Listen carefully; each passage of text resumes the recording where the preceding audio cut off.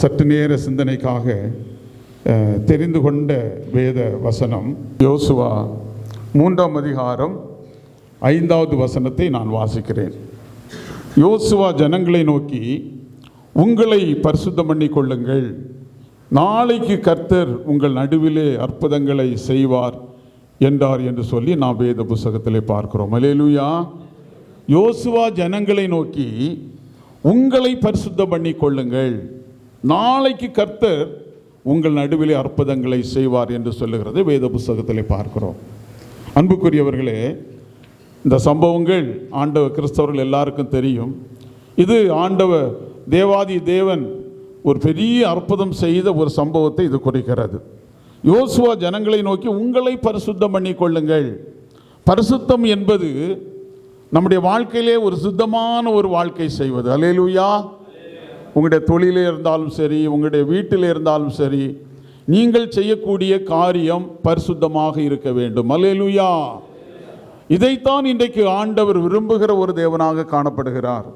யோசுவா ஜனங்களை நோக்கி, உங்களை பரிசுத்தம் பண்ணி கொள்ளுங்கள், நாளைக்கு கர்த்தர் உங்கள் நடுவிலே அற்புதங்களை செய்வார் என்று சொல்லுகிறதை நாம் வேத புத்தகத்திலே பார்க்கிறோம்.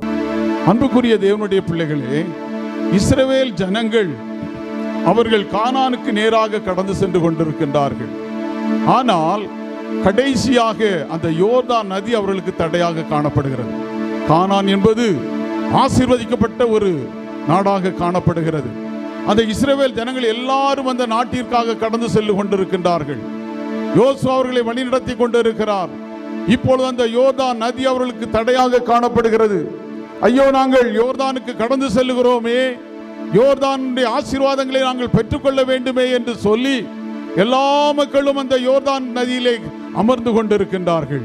ஐயோ, யோர்தானுக்கு போக முடியவில்லையே, யோர்தான் நதி எங்களுக்கு தடையாக காணப்படுகிறதே, நாங்கள் என்ன செய்வோம் என்று சொல்லி கண்ணீரோடு காணப்பட்டார்கள். எனக்கு அன்புக்குரிய தேவனுடைய பிள்ளைகளே, ஒருவேளை இப்படிப்பட்ட ஒரு கவலையோடு இந்த இடத்திலே வந்திருக்கலாம். ஆசீர்வாதங்களை நான் கண்டு கொண்டிருக்கிறேன், அந்த ஆசீர்வாதத்தை நான் பெற்றுக்கொள்ள முடியவில்லையே, ஆசீர்வாதங்களுடைய குடும்பத்திலே இல்லை என்று சொல்லி கண்ணீரோடு கவலையோடு அந்த இஸ்ரவேல் ஜனங்களைப் போல காணப்படலாம். யோர்தான் நதி உங்களுக்கு தடையாக காணப்படலாம். அந்த இஸ்ரவேல் ஜனங்கள் அந்த நதியின் கரையிலிருந்து கண்ணீர் வடித்துக் கொண்டிருக்கிறார்கள். யோசுவாவே, நாங்கள் யோர்தானுக்கு செல்ல வேண்டும், அந்த யோர்தானுக்கு நாங்கள் செல்ல முடியுமா? ஐயோ, இந்த நதி எங்களுக்கு தடையாக காணப்படுகிறதே என்று சொல்லி வேதனையோடு காணப்பட்டார்கள். அந்த யோசுவானிடத்தில் ஓடோடி போய் சொல்லுகிறார்கள். யோசுவா கர்த்தரிடத்திலே சொல்லுகிறான், ஆண்டவரே, இவர்களுக்கு யோர்தான் நதி தடையாக காணப்படுகிறது. ஆண்டவரே, இதை நீர் எப்படியாவது இந்த தடையை மாற்ற வேண்டும், இந்த நதி பிளக்க வேண்டும் என்று சொன்னபோது, இல்லவே இல்லை யோசுவாவே, இவர்கள் பாவம் செய்து கொண்டிருக்கின்றார்கள் என்று சொன்னார். யோசுவாவே, இவர்கள் பாவம் செய்து கொண்டிருக்கின்றார்கள், விபச்சாரம் செய்து கொண்டிருக்கின்றார்கள், விக்கிரக ஆராதனையை ஆராதித்துக் கொண்டிருக்கிறார்கள். எனவேதான் இந்த தடை என்று சொல்லுகிறதே, ஆண்டவர் சொல்லுகிறதை வேத புத்தகத்திலே பார்க்கிறோம். பிரியமான தேவனுடைய பிள்ளையே, இந்த இஸ்ரவேல் ஜனத்தை போல இன்றைக்கு நீ யோர்தான் கரையிலே இருந்து கண்ணீர் வடித்துக் கொண்டிருக்கலாம்.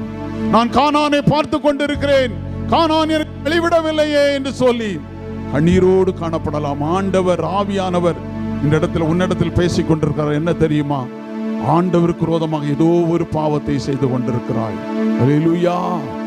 ஆண்டவருக்கு விரோதமாக ஏதோ ஒரு பாவத்தை செய்து கொண்டிருக்கிறாய்.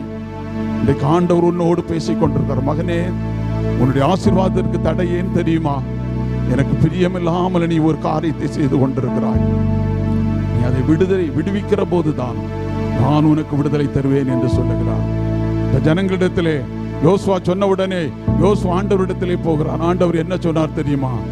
இரவு முழுதும் இவர்களை ஜெபம் பண்ண சொல்லு, பாவங்களை அறிக்கை செய். நாளைக்கு அந்த உடன்படிக்கை பெட்டியை ஆசாரியர்கள் எடுத்துக்கொண்டு யோர்தான் நதிக்கு சென்றுகிற போது அந்த யோர்தான் 2ஆக பிளக்கும் என்று சொன்னதை நாம் வேத புத்தகத்திலே பார்க்கிறோம். அதன்படி அந்த ஜனங்கள் எல்லாரும் என்ன செய்கிறார்கள் தெரியுமா? முழுதும் ஆண்டவரிடத்திலே மன்றாடுகிறார்கள். ஆண்டவரே, அவருடைய பாவங்களை மன்னியும் ஆண்டவரே. யோர்தான் கானான் தேசம் எங்கள் கண் முன்பாக தெரிந்து கொண்டிருக்கிறது. ஐயோ, நாங்கள் அதை அனுபவிக்க முடியவில்லையே, இந்த யோர்தான் நதி ஓடிக்கொண்டிருக்கிறதே, நாங்கள் என்ன செய்ய முடியும் என்று சொல்லி கண்கலங்கி கொண்டிருந்த ஜனங்கள் எல்லாரும் ஒன்று கூடினார்கள். முழுதும் அவர்கள் ஒன்றோடு ஐக்கியப்பட்டார்கள். எங்களுடைய பாவங்களை மன்னியும் ஆண்டவரே, எங்களுடைய பாவங்களை மன்னியும் ஆண்டவரே, எங்களுடைய வேசித்தனத்தை மன்னியும் ஆண்டவரே, எங்களுடைய விக்கிரக ஆராதனை மன்னியும் ஆண்டவரே என்று சொல்லி முழுதும் ஆண்டவருடைய சமூகத்தில் வீட்டிருந்தார்கள். எனக்கு பிரியமான தேவனுடைய பிள்ளையே, நமக்கு ஆசீர்வாதம் வேண்டும் என்று சொன்னால் நாம் தான் ஜெபிக்க வேண்டும். எந்த ஊழியரிடத்திலோ யாரிடத்திலோ சொல்லி நமக்கு ஜெயம் கிடைப்பது கிடையாது. ஆண்டவர் நமக்கு தருகின்ற ஆசீர்வாதத்தை நாம் பெற்றுக்கொள்ள வேண்டும் என்று சொன்னால் நாம் ஆண்டவரிடத்திலே முழங்கால் படியிட்டு ஆண்டவரோடு பேச வேண்டும். அல்லேலூயா.